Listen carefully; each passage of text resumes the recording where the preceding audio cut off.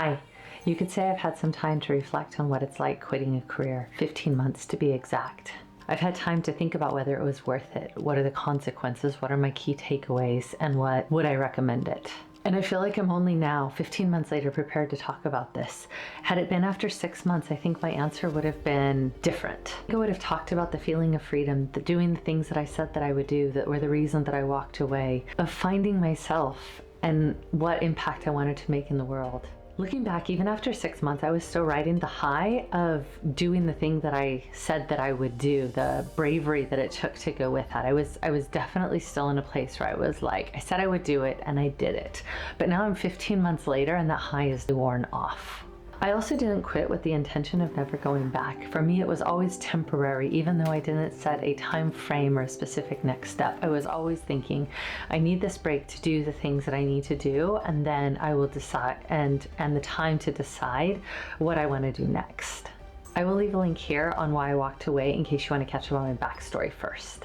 For this video, I want to talk about the 3 things that surprised me most and have influenced my decision around whether it was worth it for me and whether I recommend it. So, number 1, the amount of other people that have reached out to me, both people that I know and people that I don't know, that are also at the spot that I was at when I left or when I made the decision to leave, and they are tired of the way things are. They're tired of their job, their circumstance, what have you. It really surprised me how many people have resonated with the place that I reached and this feeling of I did not have my priorities straight and needed to get them straight and live a life that was more authentic to those priorities and those values versus chasing some of the tools that we use in our everyday life, such as money, status, titles, and so on. There are a lot more of us than I thought there were, and in a way that makes me really sad, and in another way I realize that is the reason why it's the reason that I'm sharing so much of me online now. And it's basically why I started the YouTube channel. I didn't walk away thinking that I would start this channel. I didn't think that I would ever sit down in front of a camera and make videos when I've spent my entire life trying to stay out of the limelight. And I wouldn't say not doing this or not doing YouTube. I haven't intentionally like, oh, I'm gonna avoid doing YouTube. But in the workplace, I avoided being the center of attention and the one I would always defer to allow someone else to kind of shine and be present and be more visible. And I preferred remaining behind the scenes. But so many people reach out to me from LinkedIn, from email, from text message, office hours, and the struggles that they're going through are so similar, and their desire to understand more about business from the lens that I understand it so that they may go kind of on their own journey in the corporate world is what really drove me to start this channel in December of last year. I guess I'd like to just say thank you to everyone who pushed me and asked me all the questions, because it was the thing that I needed to actually get started and do this so that I could share things with not just 1 or 2 or 3 people at a time, but that I could share it on a larger scale. So thank you to everyone who has reached out to me in any capacity. Really grateful, because I actually now am less afraid sitting here in front of the camera and talking.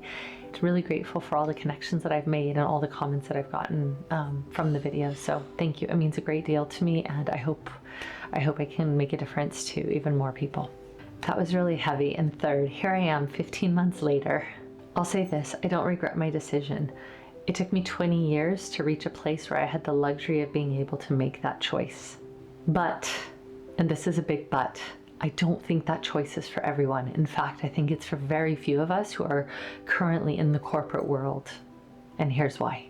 Yes, it's night and day different. And yes, I have freedoms that I didn't have when I was wearing golden handcuffs. But I have a new set of handcuffs. I basically exchanged one set of rules and challenges and stressors for another set.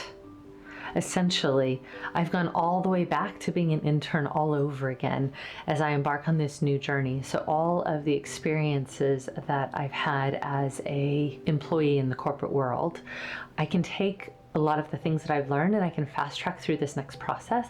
But this next process is still it's still a process. I'm still starting out kind of with $0, with zero money coming in. For example, if I were to say, that I want the YouTube channel to generate revenue in the future.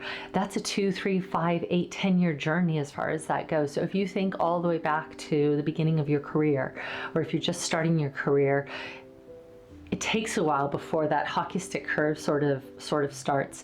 Now, I will say I am a business consultant, so I do still have revenue. So I'm not starting exactly at square one, but in terms of being my own boss and looking at the ways that I can impact and make a difference and share some of the knowledge that I have learned over the last 20 plus years, I am absolutely at square one, building up that audience and that clientele and who I'm selling to. Whereas in an organization, you have already got, by way of departments and being embedded in the organization, the people that you need to work with and the way that you need to orchestrate things. I'm kind of blue ocean at the moment, or what are the beginnings and what are the foundations, and I'm setting all of that up, figuring out behind the scenes what help I'm going to get, who I'm going to pay, what I'm going to do on my own. I don't think it's any different or longer or harder than working in a corporate environment, but the reality is I'm going all the way back to square one and inching my way along. I don't think it will take me 20 years, but I also don't think it's going to happen next month or in the next 6 months. It is a slow journey where you learn a lot along the way, no different than a corporate environment. I'm reclimbing the ladder. It's just a different ladder. I'm still going down a path. It's just a different path.